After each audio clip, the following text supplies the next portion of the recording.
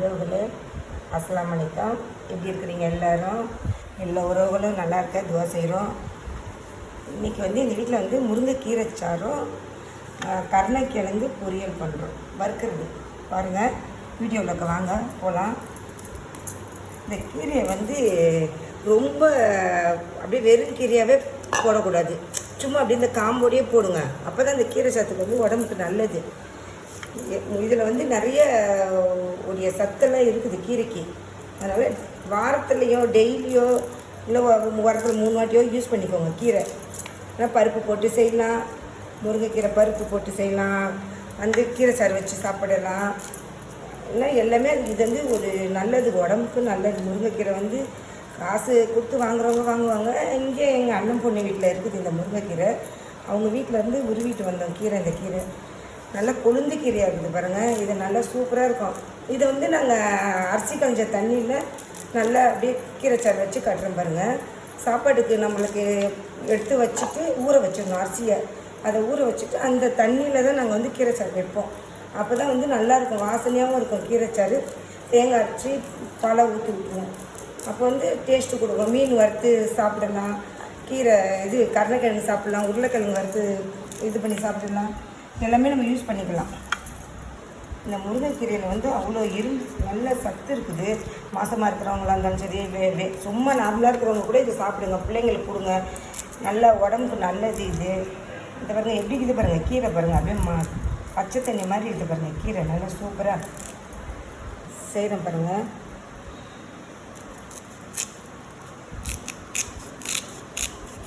இது நல்லா அரிசி கழிச்ச தண்ணியை எல்லா உறவுகளும் மக்களுங்களும் வேஸ்ட்டு பண்ணாதீங்க.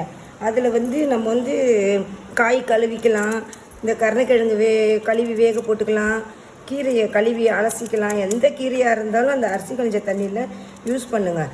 அந்த தண்ணி நல்லது நம்மளுக்கு, உடம்புக்கும் அது சத்து. இப்போ வர்ற அரிசி எங்கே உங்களுக்கு சத்து இருக்குது உடம்புக்கு. அதனால் அந்த தண்ணியெல்லாம் வேஸ்ட்டு பண்ணக்கூடாது. நம்ம அதை பயன்படுத்திக்கணும். அந்த தண்ணி எந்த காய் கழுவிக்கிட்டாலும் சரி, கீரைங்களை அலசி எடுத்து போட்டிங்கனாலும் அந்த வாசனையாக இருக்கும். அந்த தண்ணியில் நம்ம தண்ணி எவ்வளோ ஊரில் எவ்வளோ மக்களுக்கு தண்ணி கஷ்டத்தில் நம்ம இருக்கிறோம். அதனால் அந்த தண்ணியை எப்போவுமே நம்ம வேஸ்ட்டு பண்ணக்கூடாது. இதை அவிச்சி செஞ்சால் தான் ஒரு ஆவி அவிச்சிடணும். அவிச்சி செஞ்சிங்கன்னா இந்த கருணைக்கிழங்கு கொஞ்சம் காரம் இல்லாமல் இருக்கும்.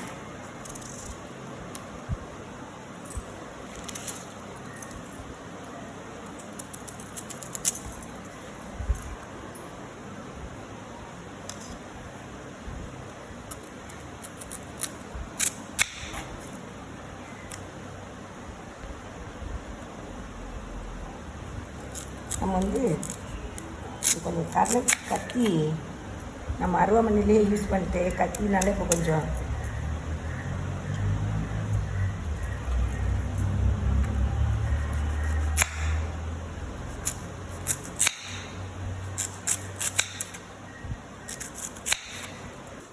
உறவுகளே, இந்தமாரி மெலிசாக நல்லா அரைஞ்சி நல்லா இந்த தண்ணியில் ஒரு தண்ணி நல்லா முழுசாக க்ளீன் பண்ணிட்டு இந்தமாரி அரிஞ்சு வச்சுக்கோங்க.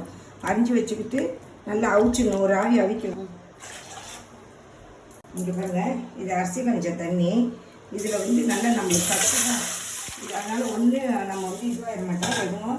இந்த பாருங்கள், தண்ணி நல்லா கொதித்த உடனே இந்த கருணைக்கிழங்கு அலசி அதில் போட்டுடணும். போட்டுட்டு உப்பு போட்டு ஒரு ஆவி அவிச்சிட்டு மிளகாத்தூள் உப்பு போட்டு பரத்தி வச்சுருங்க. நல்லா டேஸ்ட்டு கொடுக்கும், நல்லாயிருக்கும். மீன் பொரிக்கிற மாதிரியே இருக்கும் பாருங்கள். எப்படி இருக்குது பாருங்கள் கிழங்கு நல்லா சூப்பராக. எதுக்குன்னா இந்த தண்ணி ஃபஸ்ட்டு தண்ணியே ஒரு அளவு அலசிட்டு அரிசி கஞ்சி தண்ணியை நீங்கள் நல்லா கழுவி பண்ணிட்டீங்கன்னா அந்த கால் அந்த இதெல்லாம் போயிடும், சுத்தமாக இருக்குது பாருங்கள். எப்படி இருக்குது பாருங்கள் கிழங்கு அப்படியே. இந்த தண்ணி இப்போ கொதிக்கிட்டோம். கொதிச்சோடனே இதில் போடணும். இன்றைக்கி இடியாப்ப மாவுக்கு அரிசி களைஞ்சி அந்த தண்ணி களைஞ்சி வச்சதுனால அந்த தண்ணி இருந்துச்சு. அந்த தண்ணியை சரி வேஸ்ட் பண்ணக்கூடாது அப்படின்னு போட்டு இதில் கீரை சாத்துக்கு கழுவுறதுக்கு வச்சுருக்கிறேன். நாங்கள் சாப்பாடு அரிசியில் தான் அரிசி களைஞ்ச தண்ணியில் நாங்கள் கீரை சாறு வைப்போம். இது இந்த இடியாப்ப மாவுக்கு ஊற போட்ட அரிசி சரி ஊற போட்டு வறுத்து வைக்கலாம் மாவை. அடுத்த வாட்டி வீடியோவில் காமிக்கும்போது உங்களுக்கு நான் காமிக்கிறேன். உப்பு நம்ம தேவையான அளவுக்கு உப்பு சேர்த்துக்கலாம். அப்படியே கொதிக்கிட்டோம். நல்லா சமசமன்னு கொதித்து ஒரு ஆவி வந்தோடனே நம்ம வடிகட்டிடணும். இதில் கொஞ்சம் காலம் வந்து மஞ்சத்தூள் சேர்த்துக்கோங்க. அப்போ தான் வந்து அந்த கிழங்கோடைய இது நல்லாயிருக்கும். அந்த அந்த கிருமி இதெல்லாம் வந்து இந்த எல்லாமே வந்து இதில் வந்து நல்லது தான் உடம்புக்கு. இது மஞ்சத்தூள் சேர்த்துக்கிட்டிங்கன்னா கலர் பார்க்குறதுக்கும் நல்லாயிருக்கும். வறுக்கும் போது அந்த மஞ்சள் தூள் மிளகாத்தூள்லாம் போடும்போது நல்லாயிருக்கும். ஸ்மெல்லு நல்லா வாசனையாக இருக்கும். உப்பு போட்டு அந்த மஞ்சத்தூள் போட்டதுனால அந்த கலர் வருது. வேறு ஒன்றும் இல்லாதது. நல்லது தான் உடம்புக்கு. ரொம்ப நேரம் அது வேக வைக்கக்கூடாது. இதை பாருங்க, ஏன்னா வறுத்து தானே போடுறோம். ரொம்ப நேரம் வேக வைக்கக்கூடாது.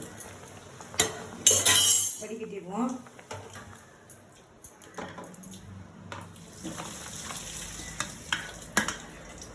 நீங்கள் சட்டியில் பிடிச்சி தண்ணியை வடிகட்டாதீங்க. அது என்ன அப்படியே தண்ணி சத்தாக இருக்கும். இந்த மாதிரி வாங்கி வச்சுக்கோங்க.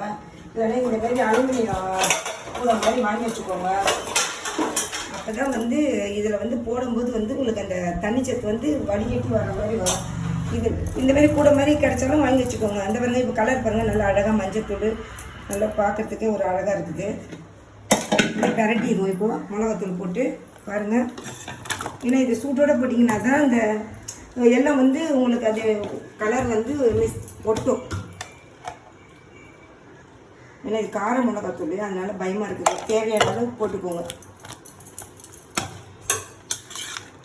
இப்படி பரட்டி வச்சிட்டோம்னா பிள்ளைங்களுக்கு தேவை இருக்கும்போது வறுத்து கொடுத்துக்கலாம். பிள்ளைங்க நல்லா சாப்பிடுங்க. நம்மளும் பெரியவங்களும் சாப்பிட்லாம். இந்த கடலைக்கிழங்குலாம் யூஸ் பண்ணிக்கலாம். நாங்கள் கொஞ்சமாக இருக்கிறதுனால நாங்கள் கொஞ்சமாக செஞ்சுக்கிறோம். 2 பேர் இருக்கிறதுனால நீங்கள் யார் தேவையோ எவ்வளோ வேணாலும் யூஸ் பண்ணிக்கலாம். உடஞ்சி வேறு இது எதுலேயும் இது வேறு எதுக்கும் எந்த பொடியும் சேர்க்கக்கூடாது. இப்படி போட்டு இப்படி செஞ்சு சாப்பிட்டு பாருங்கள், நல்லாயிருக்கும். இது வந்து சாம்பார் வச்சு கூட நீங்கள் சாப்பிடலாம். சீர்பருப்பு சாம்பார் வச்சுட்டு சாப்பிட்டுக்கலாம், நல்லாயிருக்கும். உறவுகளே கீரைச்சாறு வைக்க போகிறோம் பாருங்கள். இது முருங்கைக்கீரை. இது வந்து அரிசி ஊற வச்சுட்டேன். ஊற வச்ச தண்ணியில் தான் இன்றைக்கி வந்து கீரைச்சாறு வைக்கிறோம். பாருங்கள், நல்லாயிருக்கும், டேஸ்ட்டாக இருக்கும். நீங்கள் அந்த சாப்பிடும்போது நல்லா மனமாக இருக்கும். அந்த தண்ணி செய்யும்போது அந்த மனமாக இருக்கும்.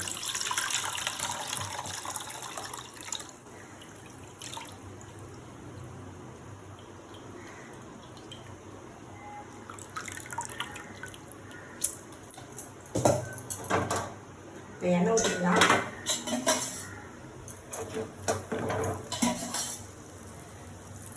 நல்லா 2 கரண்டி ஊற்றுங்க. எண்ணெய் ஊற்றிக்கோங்க. இந்த சாம்பார் வெங்காயம் போட்டுக்கோங்க. காஞ்ச மிளகா தேவை இருக்கிறவங்க எவ்வளோ காரம் வேணுமோ போட்டுக்கோங்க. நான் சும்மா சின்ன மிளகானால ஒரு 4 மிளகா போட்டிருக்கிறேன்.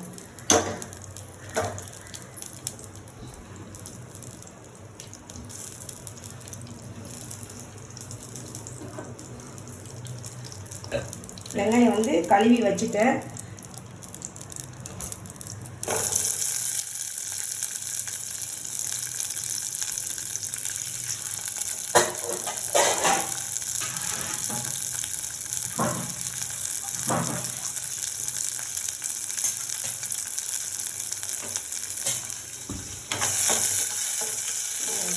ரொம்ப தூயக்கூடாது. வெங்காயம் வந்து கொஞ்சம் அரை வேக்காடு தான் வேகணும் வெங்காயம்.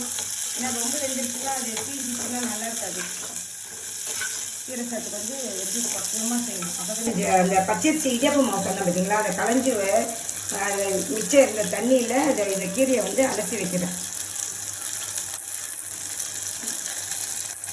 ஏன்னா அப்போ வந்து இந்த கீரையோடைய இதெல்லாம் வந்து நல்லாயிருக்கும். கீரையே வந்து நல்லா மழை பெஞ்சதுனால உங்களுக்கு நல்லா ஃப்ரெஷ்ஷாக இருந்துச்சு கீரை. அதனால் வந்து இப்படி வந்து இந்த அரிசி கொஞ்சம் தண்ணி மிச்சம் அந்த ஒரு கடைசி தண்ணியில் இது கொஞ்சம் அப்படி எடுத்து வச்சேன். இன்னும் தேங்காய் போடணும். போட்டிருக்கிறேன் பாருங்கள். இதை அரைச்சி காட்டுறேன். இப்போ தேங்காய் பாலில் அரைச்சிட்டு இது ஒரு பால் எடுத்து வச்சுக்கோங்க.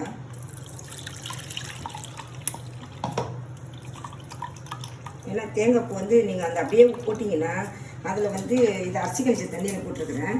நீங்கள் அப்படியே போட்டிங்கன்னா அது வந்து நெருப்பாக தெரியும். தேங்காய் பால் வந்து நெருப்பாக இருக்கும். அரைச்சி அப்படியே ஊற்றக்கூடாது எப்போவுமே. சரி, நம்ம வந்து அரைச்சி அதை ஒரு பாலாக இது வந்து அரிசி கழிச்ச தண்ணியில் தான் பால் எடுத்து வச்சுருக்கிறேன். இந்த பால் எடுத்துருக்கிறேன். வெங்காயம் வந்து ரொம்ப வதங்கக்கூடாது. இந்த பாருங்கள் எந்த பக்குவம் வந்துருச்சு பாருங்கள். வெங்காயம் கீரையை வந்து அள்ளி வைக்கக்கூடாது. இந்த தண்ணியை வந்து தேங்காய் பால் கட்டியாக எடுத்து வச்சுக்கிட்டோன்னா அதுலேயே இந்த அரிசி கஞ்ச தண்ணியிலே அந்த பூவியும் போட்டுட்டு அப்படியே போட்டு அப்படியே ஊற்றிடணும்.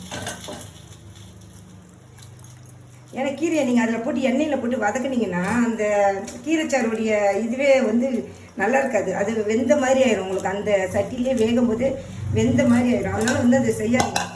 இப்படி செஞ்சு சாப்பிட்டு பாருங்கள்.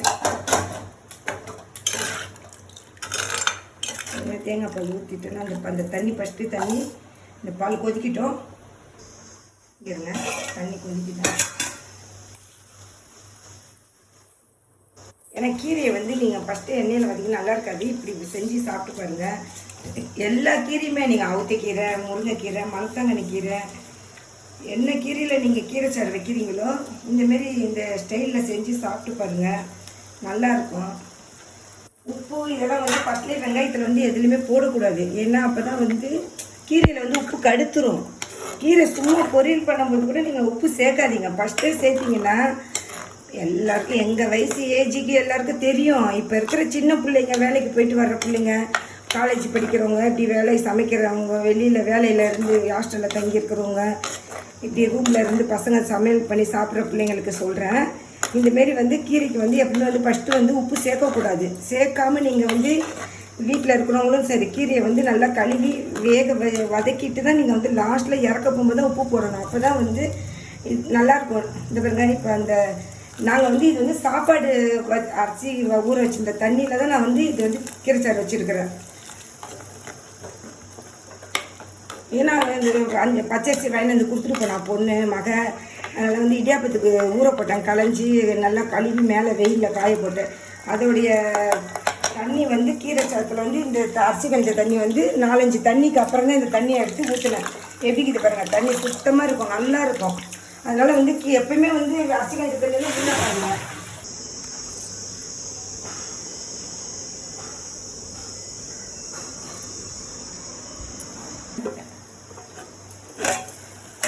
இப்போ வந்து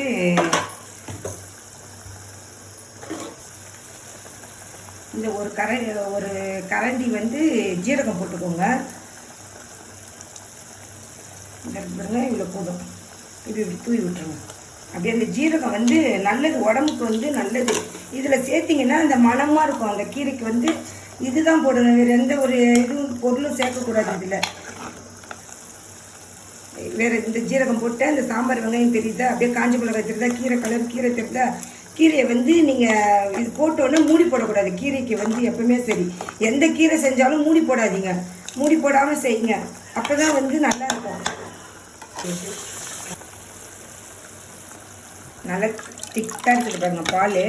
தண்ணியெல்லாம் ரொம்ப இது பண்ணல பாருங்கள்.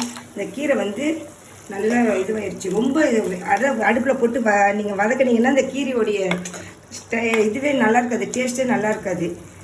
இந்த பால் இப்படி ஊற்றிடுங்க, அவ்வளோதான். இந்த உப்பு போடணும். உப்பு கொஞ்சமாக சேர்த்துக்கோங்க, ஏன்னா கடுத்த மாதிரி ஆயிரும்.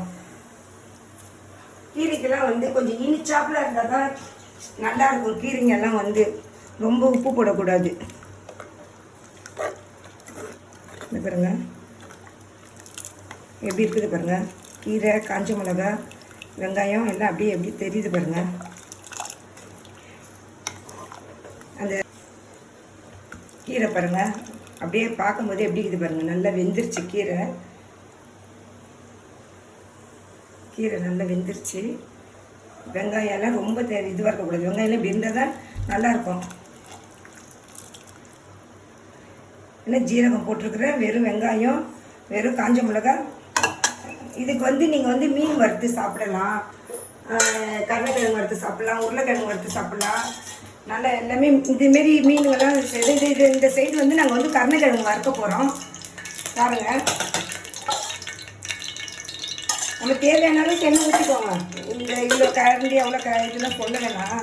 நம்மளுக்கு தேவைக்கிறது பசங்க வந்து பிள்ளைங்க வந்து வேலைக்கு போயிட்டு வந்து போகும்போதே நீங்கள் வந்து வேலைக்கு போகும்போது நீங்கள் வந்து இந்தமாரி நல்லா அறுத்து பிரட்டி ஃப்ரிட்ஜில் வச்சுட்டு போயிட்டீங்கன்னா வந்தவுடனே நம்ம கடை கடன்னு எடுத்து சாதத்தில் வடித்து வச்சுட்டு சாதத்தை வடிச்சிட்டு நம்ம இதை வறுத்து சாப்பிட்டா உங்களுக்கு ஈஸியாக இருக்கும் பிள்ளைங்கள்லாம். இது ஃப்ரிட்ஜில் வச்சிட்டிங்கன்னா இப்படி இன்னும் நல்லா சூப்பராக இருக்கும். ஃப்ரிட்ஜில் வச்சு ஒன்றும் வீணாக போகாது. இது ஒரு 2 நாள்னா கூட நீங்கள் அப்படியே உங்களுக்கு நல்லா டேஸ்ட்டு கொடுக்கும். நல்லா பிள்ளைங்களுக்கு வந்து மீன் மாதிரியே வறுத்து கொடுக்கலாம். அப்படியே மீன் மாதிரியே இது பாருங்கள், நல்லா சூப்பராக இது பாருங்கள்.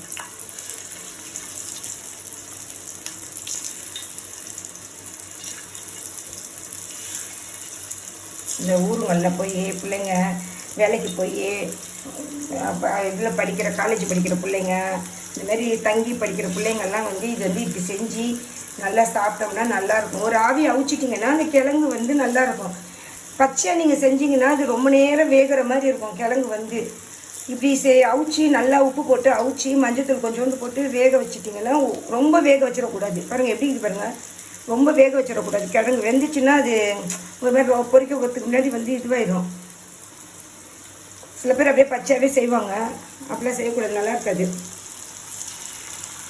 இப்படி தோசைட்டில் வர்த்திங்கன்னா நல்லா பார்க்கும்போது அது விரட்டி போடும்போது அந்த எல்லா இதுவும் வந்து டேஸ்ட்டு கொடுக்கும்.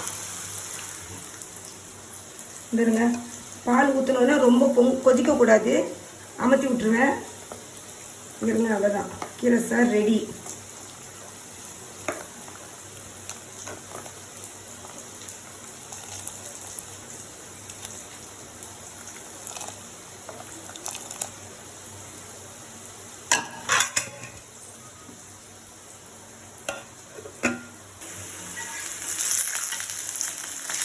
தட்டி போட்டுங்க. அந்த அவிச்சிட்டோம்ல அப்போவே அதுவே நல்லா சூப்பராக இருக்கும். மிளகாத்தூள் காரம் வேணுங்கிறவங்க காரம் போட்டுக்கோங்க, எவ்வளோ இது வேணுனாலும் திட்டமாக போட்டுக்கோங்க. இது வந்து லெமன் சோத்துக்கு புளி சோத்துக்கு இதெல்லாம் வந்து இது நல்லா டேஸ்ட்டு கொடுக்கும். இந்தமாரி சாப்பிட்டிங்கன்னா கிழங்கு நல்லா சிப்ஸ் மாதிரி இருக்கும் நல்லா வறுத்து சாப்பிடும்போது.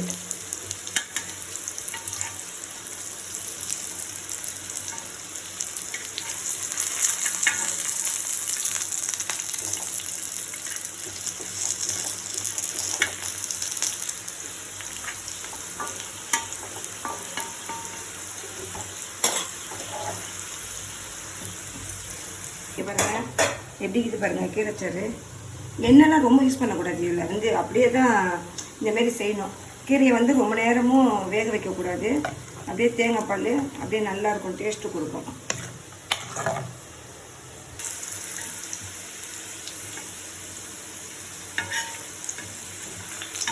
சின்ன பிள்ளைங்களுக்குலாம் நல்லா செஞ்சு கொடுங்க. காரம் இல்லாமல் மூலத்துக்கு இதுக்கெல்லாம் வந்து இந்தமாரி கிழங்குங்கள்லாம் சாப்பிட்டா உடம்புக்கும் நல்லது. இந்த உருளைக்கிழங்கு, இந்த சக்கரவள்ளி கிழங்கு, இந்த மரவள்ளி கிழங்கு இதெல்லாம் பிள்ளைங்களுக்கு செஞ்சு கொடுக்கணும். ரொம்ப ஒல்லியாக இருக்கிற பிள்ளைங்கள்லாம் இந்த கிழங்குலாம் சாப்பிட்டா உடம்புக்கு வந்து நல்லது. நம்ம இந்த சாக்லேட்டு இது கண்டதை பிஸ்கெட்டு இதுங்கெல்லாம் சேர்க்கறதுக்கு பிள்ளைங்களுக்கு வந்து இது வந்து நல்லா சாப்பிட்டா நல்லா காரம் இல்லாமல் கூட நீங்கள் போட்டு செஞ்சு கொடுக்கலாம் பிள்ளைங்களுக்கு வந்து. அப்போ வந்து அதில் சாப்பிடலாம் பிள்ளைங்க வந்து.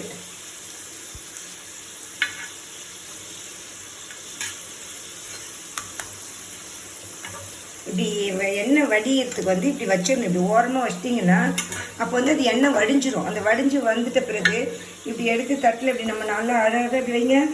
எப்படி வருது பாருங்கள், சூப்பராக வருது பாருங்கள், அப்படியே அழகாக இருக்கும். இந்த மாதிரி பிள்ளைங்களுக்கு வச்சு செஞ்சு கொடுங்க. எங்கள் சேனலை பாருங்கள். எல்லா உறவுகளும் லைக் பண்ணுங்கள், ஷேர் பண்ணுங்கள், கமெண்ட் பண்ணுங்கள், சப்போர்ட் பண்ணுங்கள். அஸ்ஸலாமு அலைக்கும்.